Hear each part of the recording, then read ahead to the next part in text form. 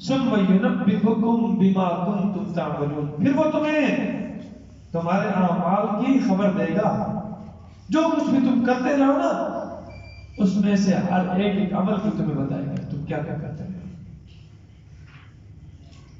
وَهُوَ الْقَاهِرُ فَوْقَ عِبَادِهِ، تخفیف دنیاوی ہے، دنیا کا ڈراوا ہے۔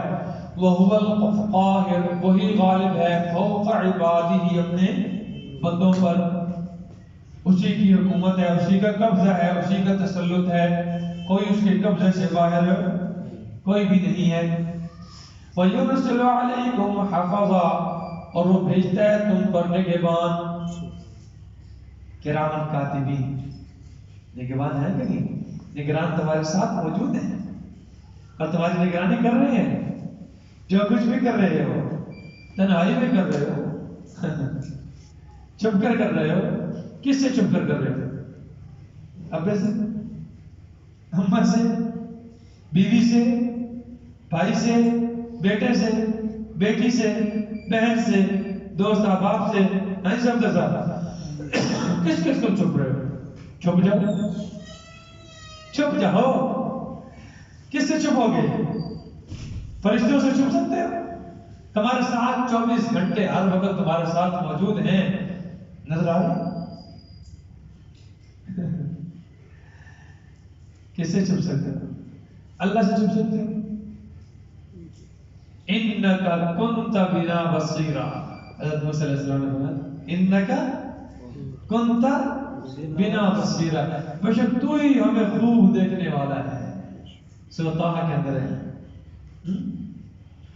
اللہ اکبر، کیمرے کی آنکھ دیکھ رہی ہے، خبردار کیمرے کی آنکھ آپ کو دیکھ رہی ہے، تو بڑے محتاط ہو جاتے ہیں۔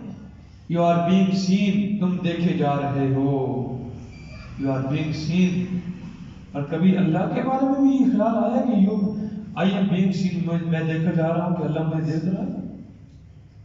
یہی خیال اگر ہمارا اللہ کی طرف چلا جائے اور اللہ کے متعلق یہ ہمارا عقیدہ مضبوط ہو جائے تو خدا کی قسم سارے گناہ چھوٹ جائیں، سارے گناہ چھوٹ جائیں۔ جب مال میں ملاوٹ کر رہے ہیں، جب جھوٹ بول رہے ہیں، جب سارا کچھ کر رہے ہیں، اس وقت ہمارا خیال اللہ کی طرف چلا جائے کیا ہے؟ آج دنیا کے لیے، دنیا کے پیسے کے لیے، دولت کے لیے، وہ دولت جس کے متعلق اللہ کا قرآن کہتا ہے کہ یہ کیا ہے؟ یہ کیا ہے؟ متاع قلیل، اور دھوکے کا سامان ہے، اور مردہ بکری کے برابر ہے، مردہ سمجھا؟ اور اس کے پیچھے ہم پتہ نہیں کیا کیا پاپڑ گر رہے ہیں۔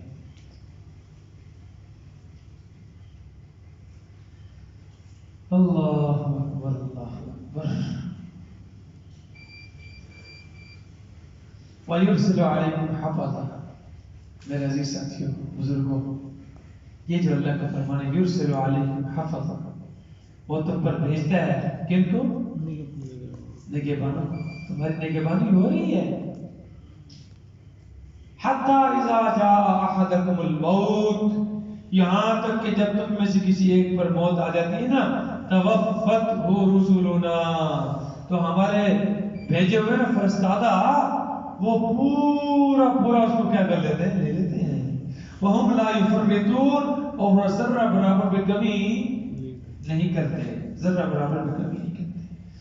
یہاں رسولنا فرمایا، جمع کا صیغہ ہے، جمع۔ یہ روح قبض کرنے والا فرشتہ ایک نہیں ہے، سمجھ آ رہی ہے؟ یہ جو ہم کہتے ہیں نا ملک الموت، ملک الموت، یہ ملک الموت اس میں جنس ہے، کیا ہے؟ اس میں جنس، یہ قلیل کثیر سب پر بولا جاتا ہے۔ یہ اللہ کا قرآن کہتا ہے رسولنا، ہمارے بھیجے ہوئے فرشتے، جمع ہے، رسول واحد ہے، رسول جمع ہے۔ ان میں سردار کون ہے؟ اسرائیل علیہ السلام۔ تو ایک بیک وقت ہزاروں، سینکڑوں، لاکھوں روحیں روزانہ نکالی جاتی ہیں، تو کیا صرف ملک حضرت اسرائیل علیہ السلام نکالتے ہیں سب کے روح؟ نہیں، ڈھیر سارے فرشتے ہیں، ڈھیر سارے. اللہ حکم دیتے ہیں جب تو اسرائیل علیہ السلام ان کو تقسیم کرتے ہیں، پھر وہ ایک کے لیے ہو جاتا دوسرے کے. اور آپ نے پڑھا نہیں ہے کہ جب نیک بندے کی روح نکلتی ہے تو فرشتے ایک نہیں ہوتا، ڈھیر سارے فرشتے ہوتے ہیں. وہ خوشبوئیں لے کر آتے ہیں، اور بس اوقات تو نیک بندوں کو دنیا میں ہی نظر آتے ہیں. ہاں، وہ خوبصورت لباس لے کر آتے ہیں، جنتی لباس لے کر آتے ہیں. ہاں، اور والنازعات غرقا، نازعات جمع ہے، قسم ہے ان فرشتوں کی جو غوطہ لگا کر سختی سے روح نکالتے ہیں. تو نازعات جمع ہے، سورۃ نازعات کے اندر جی جی نازعات واحد ہے، ٹھیک ہے جی.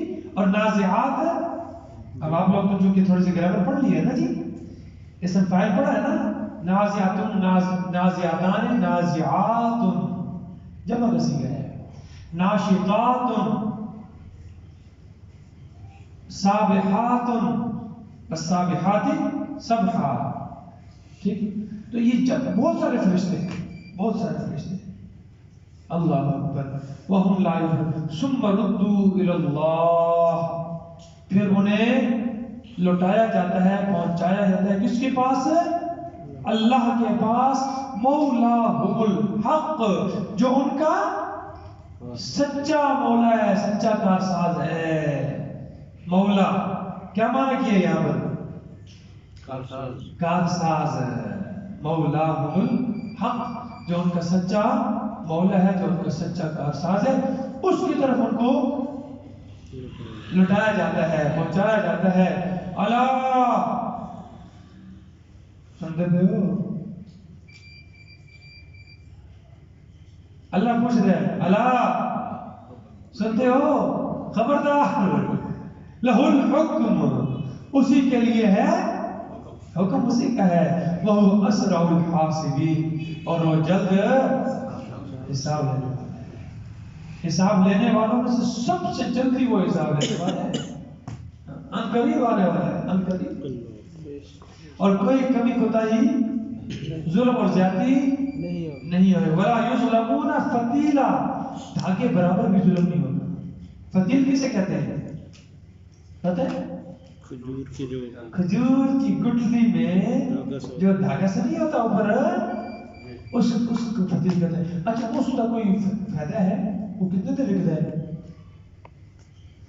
وہ کتنے دیر لکھتا ہے؟ کوئی نہیں. دیکھو جب فائدہ پڑا ہے. ایک مقام پر اللہ فرمایا نا، والذین یدعون من دون اللہ ما یملکون من قطمیر. والذین تدعون من دون اللہ ما اللہ کے سوا جن کو تم پکارتے ہو نا، وہ قطمیر کے بھی مالک نہیں ہے. قطمیر کیا ہے؟ گٹھلی کے اوپر جو باریک پڑتا ہے اس کا. قطمیر کے بھی مالک نہیں ہے.